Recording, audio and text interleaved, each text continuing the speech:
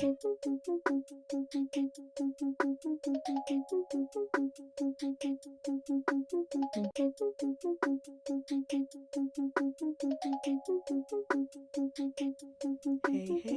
you're listening to Mic'd Up with Mama Shaun, the podcast where purpose meets play and passion turns into power. I am your host, Rashawn Webb, but around here they call me Mama Shaun. The name was first spoken by a little boy who called me Mom before I even understood what that title meant. But now I carry it with pride as a mentor, a coach, and a mother to many. From running my child care center and my child care training company, coaching CEOs and leading with faith, I am here to help you grow with grace, build with purpose, and lead from the heart. So let's get mic'd up and dig in. Hey, everyone. Hey, it's your girl, Mama Shaun, and you're listening to Mic'd Up with Mama Shaun. Okay, now listen. Today's episode is a little different than my normal content. It's more personal, it's vulnerable, and it's continuation of one of my favorite topics. And I'm hoping it will be one of yours. So I believe in season 1, we touched on Dear Future Husband. But this time, I'm speaking from a healed place or a place of clarity and a hopeful place. So if you've ever found yourself praying for your loved one or praying or navigating love, navigating loneliness, navigating uncertainty, or if you're just wondering if you're good enough, wondering when is it going to happen, or you ask the proverbial question, God, what's taking so long? This one is for you. And low key, this one is for me. So the last time we talked about Dear Future Husband, it came from a place of wanting to get a better understanding of who I am and who I was and what I wanted in someone. And now we're in a different place because now I know what I want. I know what I don't want and what I'm not going to settle for because I finally know who I am. I have been whole now for about 6 years, and I'm embracing this current chapter with a prayer of help me to be content in the state that I'm in, right? Because for the longest time, since I was 18, I wanted children. I wanted a family. I wanted a husband and kids. And I was going to open up my center with my CDA, and that is it. That's it. But not all of that happened, but then I got more than what I had expected or what I would have thought for myself.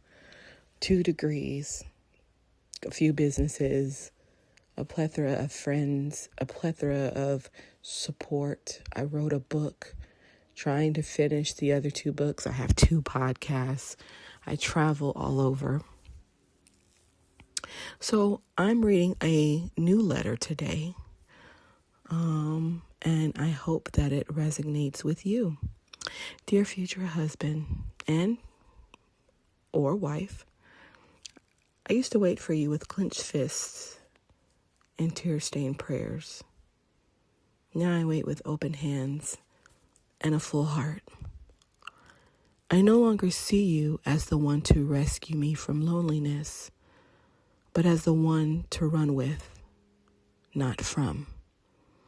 I am no longer shrinking so I can fit inside someone else's idea of love. I am becoming daily the kind of woman who will see you, not just need you. I don't know your name yet, but I know your character. And I trust that when our paths cross, it will not be chaos, but clarity. Until then, I keep rising, I keep healing, I keep becoming. Love, your future wife. So let's talk about what I've learned in my waiting. Okay, let's be real about all the pain points, all of the confusion, all of the irritation, distractions. Okay, let's talk about it. I deal with waiting feeling like a punishment. I deal with waiting feeling like a weight. I deal with waiting feeling like, what did I do to deserve this? What have I done wrong? But it's very clear, and probably for the best, that it's about preparation. What if you got the one thing you wanted more than life before you were prepared to handle it? Right? You might mess it up.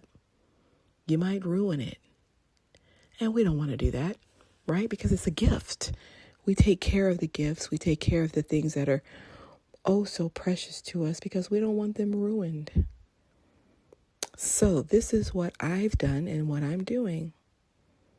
In my waiting, I've learned to love my own company. I love connecting. I love being around people. So there are times when I'm not, and it's hard, right? Nights are hard, accomplishments in life, and you don't have someone in your corner, your companion to share it with. You got your friends and family, but that's different. They're playing their role, right? They're always going to support you. But it's nothing like having your partner support you. That's a different level of support. Heal from patterns that once defined my relationship, right? I deal with abandonment. So for me, I work on knowing and thinking, okay, this is a discussion we will have. So that way he knows how I feel. It's not his job to secure me, but it is his job to listen to my pain point and hear what bothers me. So that way he cannot do those things that bother me, right? See myself as worthy without the title of a wife. That is something I've always wanted, is I wanted to be a wife, right? I wanted to share life, do life with the man of my dreams, right? You're not waiting on a man. You're growing into the woman or man that the right man or woman can meet at your eye level. And that is so important. Being with someone who is on your level is so important. So important, because what if you meet someone who does not have the will to succeed, or, have money, or, want to get out and enjoy life. You're that person and all they want to do is sit on the couch and play video games. You're not going to be very happy, right? So why not wait for the person that's like, you know what? I can do video games a little here, and then I can spend the other part of my time with you there, right? You want someone who's going to compromise with you, who's going to compliment you. There's just a plethora of things. But this is the time in our waiting that we get to identify what we want and what we don't want. I know without a shadow of a doubt what I don't want because of what I've been through. Going through heartbreak and disappointments, although they make us feel like trash, they make us feel worthless, they make us feel like nobody wants us. But there's a lesson in there that you need to dig out. The lesson is, what is it about this relationship that did not work? What did I do wrong? What did this person do wrong? In that is your answer of knowing what you want and don't want. Me, I know I don't want a man who's going to control me.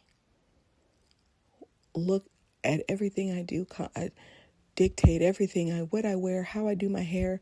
I don't want that. I don't want a man that's going to use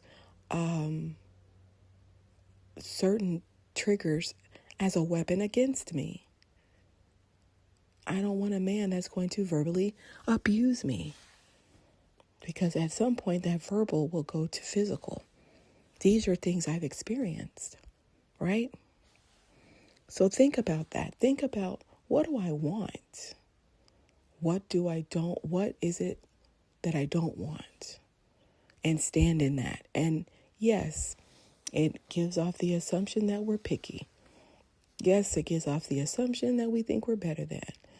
Blah, blah, blah, blah, blah. Listen, hey, everyone has a nose. Everyone has a forehead.